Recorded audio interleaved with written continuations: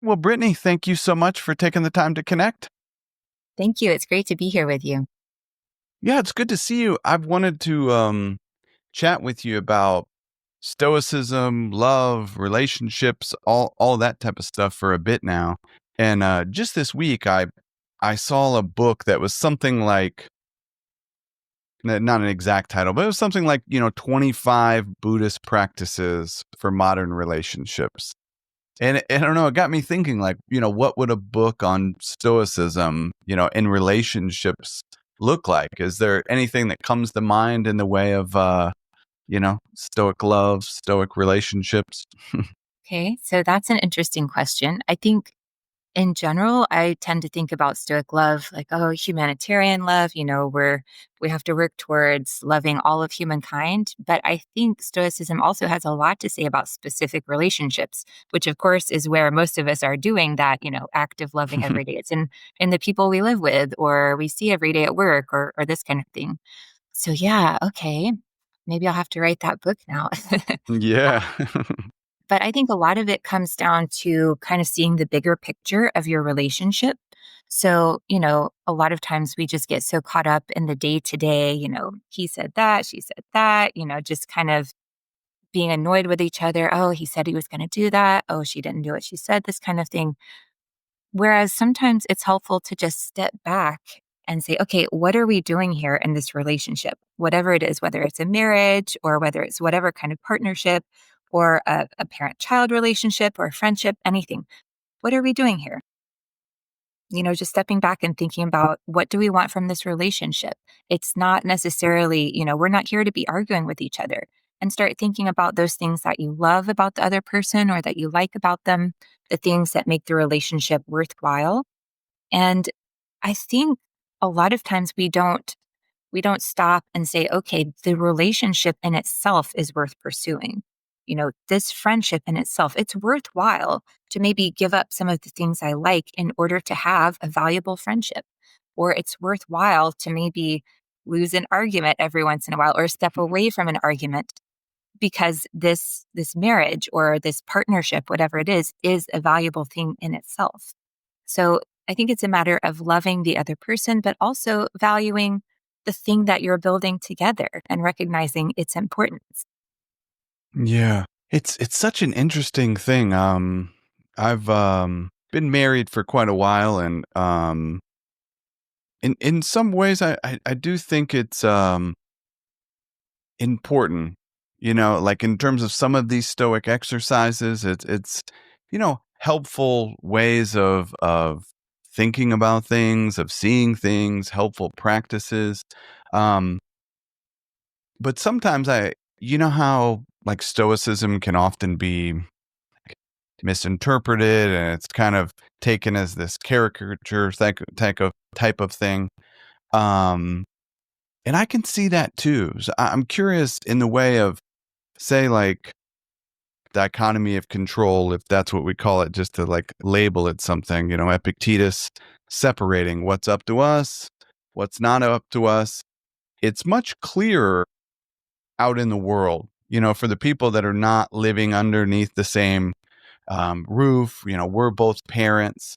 It gets a little bit different. So I'm just curious if, where's the line there? Like, how do you think about that particular thing, when it comes to, people that are really outside of our family and, those that are underneath the same roof as us? Yeah, I mean, great question. I'm still looking for that line myself. I don't think there is going to be a simple answer in a lot of cases. But Yeah. one thing that has helped me, particularly with my kids, but also when interacting with an adult, because obviously, the parent-child relationship is kind of more hierarchical. Yeah. Whereas, you have a partner or a husband-wife, that's going to be more of an egalitarian relationship. So I think there is a difference going on there. But I try to think in terms of influence rather than control. So, you do have a lot of influence with the people you live with, particularly children, but you do not have control. So I think separating out my ability to control the other person, which you can't. It's their brain controlling their body. It's not your brain controlling their body and their actions. So I think just stepping back and separating, okay, how can I then influence them? So, for example, this morning, my 8-year-old kind of flipped out because he couldn't find something that he had to take with him to school. And, he had a meltdown. He started crying. And I was like, okay, what can I control in this situation? I cannot make him stop crying and go find his thing, which was just up in his room.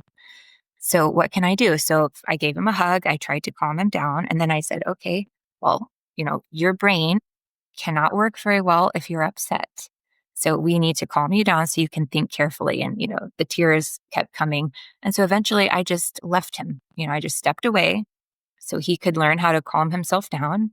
And after a few minutes, he stopped crying and went upstairs and got his thing and came back. So, it wasn't something that I could control. I did not think about forcing him to do something, which, would be really frustrating if I thought in those terms. I thought, okay, what can I do to be a good influence and help him learn and go on his journey, so to speak, on his own? So how can I help him to do that?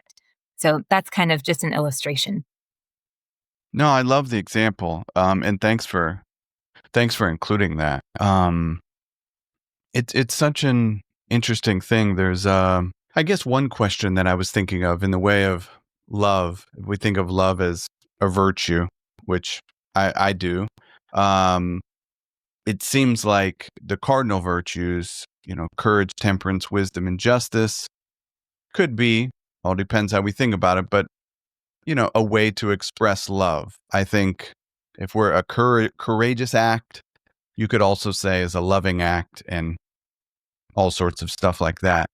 Um, but then, oftentimes we can think about love as controlling. Like it can become controlling. It can become, you know what? I'm a bit uncomfortable with how my child or spouse is behaving. I think it takes wisdom to recognize that, step away like you did.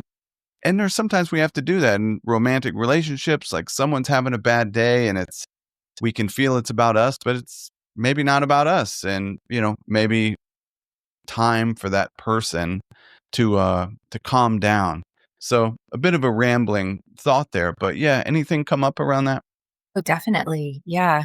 I think you're right that a lot of people do want to control the people in their lives, their partner or their kids. I mean, I've certainly experienced that in the past where people wanted to control, and that's definitely not love. It's not love. It comes from that person's need to do something, to dominate others or to feel that they are wanted or valuable in some way, but it's not love for sure. So I think what you said is very wise that love is sometimes about stepping back. It's about knowing, when to step forward and engage and when to just kind of give the person their space. I mean, I'm all about helping the other person, whether it's an equal relationship like a partner or more of a parent or a child relationship, giving that person space to grow. Absolutely. Yeah.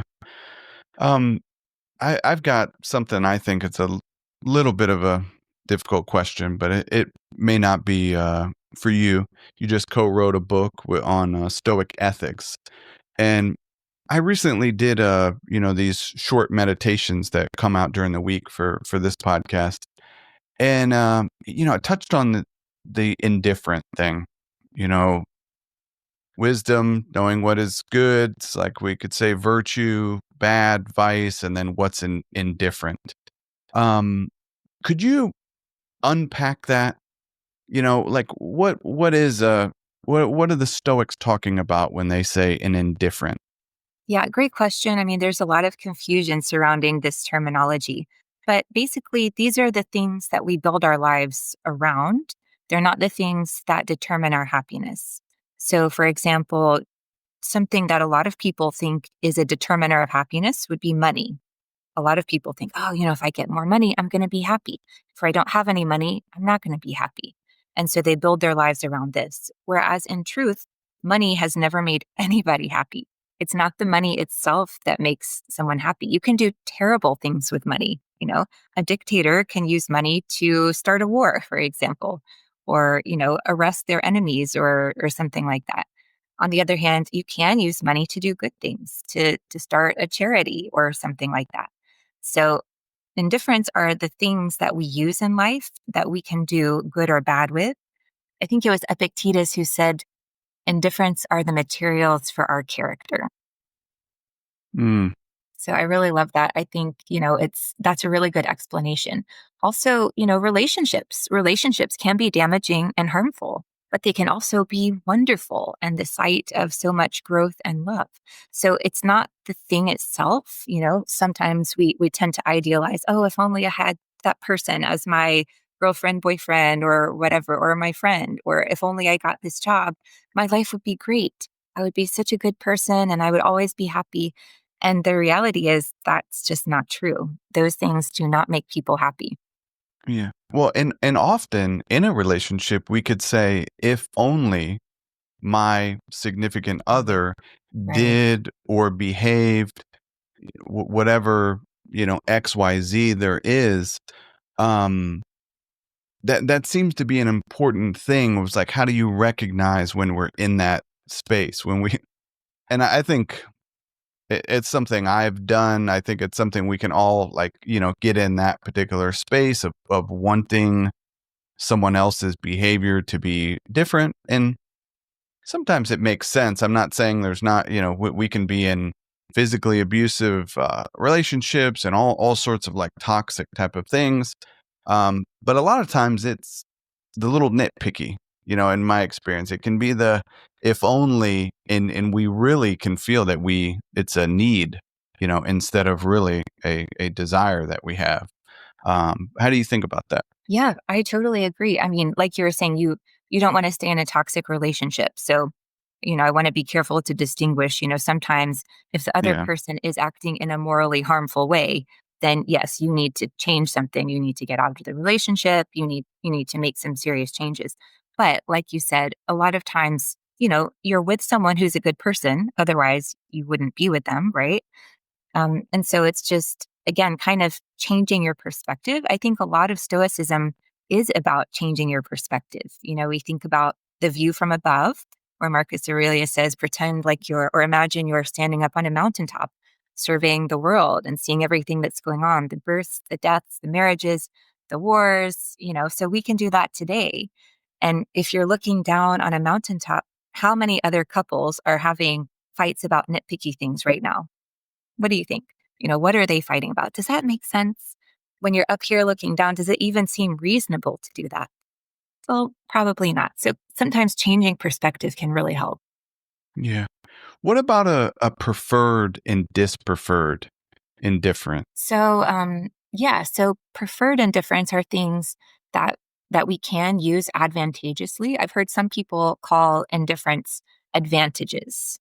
So, or preferred indifference advantages, because they can help you to do good things in life. So going back to money, which is a very handy example, you can do good things. You can help people. If you have money, you're in a position to, help your niece or nephew go to college, for example, which you might not be able to do if you didn't have any. But we have to remember that it's not a guarantee of being a good person. So being a good person comes from within, right? And your character determines what you do with those preferred indifferents. Someone without a good character would not use those preferred indifferents advantageously.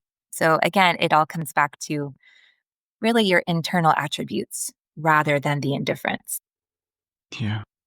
And I think related um, to this thing in indifferent, which can be a little bit confusing in the way of relationships, it doesn't have anything to do with their value, how much you care about them, how you feel about them. They're not.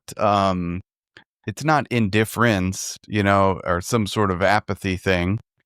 It's, how do we separate those two, if that makes sense? Yeah, so I think about it as caring wisely, learning how to care wisely for people. So Mm, Stoicism takes it for granted that humans are affectionate creatures. We're pro-social. We always live in groups. So if you look at human nature in general, you always see people living together, and it's part of our nature to care for others and to want to be cared for. So this is normal and good and desirable. But the problem is sometimes we don't care in the right way for others. So we might get clingy, for example. We might think, oh, if this person ever leaves me or if they pass away, my life is over. And that's not a wise form of care because, you can love someone without clinging to them or obsessing over them. Another example of, loving someone not wisely would be controlling. So someone who thinks that they love someone by trying to control them, that's not loving wisely either. So we want to find, how do we love people without clinging to them or without letting our own, not as good desires get in the way of that love. And I think this is where Stoicism can really help us. It's not that you're detaching yourself from other people. It's learning how to, I guess, contextualize your love for them in the bigger picture of life, understanding that people do die and people do sometimes leave and children do grow up and move away. Just seeing things, kind of the deeper truths of life and understanding that your love, which is very strong, does take place in this human life and within the human condition. Yeah. And I think it's a little bit paradoxical in a way because the latter side, the one that is, not clinging, not controlling, it's holding loosely, honoring the agency, of this other person, um, being some sort of deeper love and maybe a more mature love. And I'm obviously putting some subjectivity on it there, but that seems a little bit paradoxical. It is. I've been thinking a lot about this lately because I just published a piece on Thich Nhat Hanh's book, How to Love. I mean, I see a Mm, lot of parallels. Obviously, there are parallels between Buddhism and Stoicism. And in this case, particularly, he's talking about, the you can't truly love another person if you're not happy in yourself.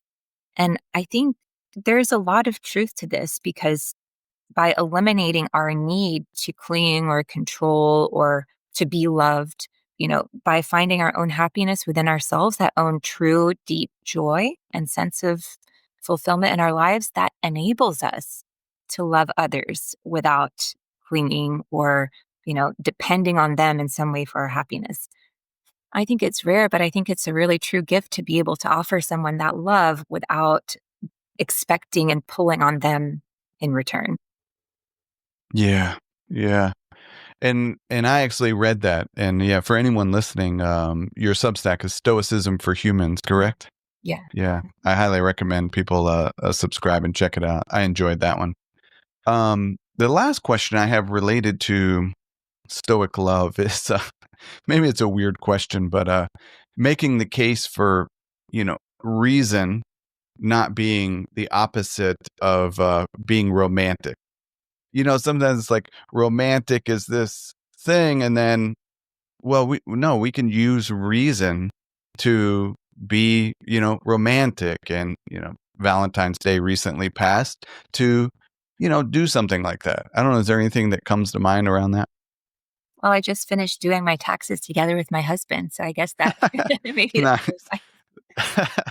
was. No, I think you're right because in Stoicism, we talk about reason and sociability. So, two of the key instincts of humanity is our rationality and our sociability. And I think those do come together in loving other people. It is reasonable to love the people around you. If you break down our human nature and look at it scientifically, this is what humans do. So you have that rational component, but you also have your social affectionate instinct. So I agree. Bringing these two together, yeah, I mean, you wouldn't want love to be unreasonable or Yeah. unrational, right? So yeah, Yeah. I think it goes well together. Yeah.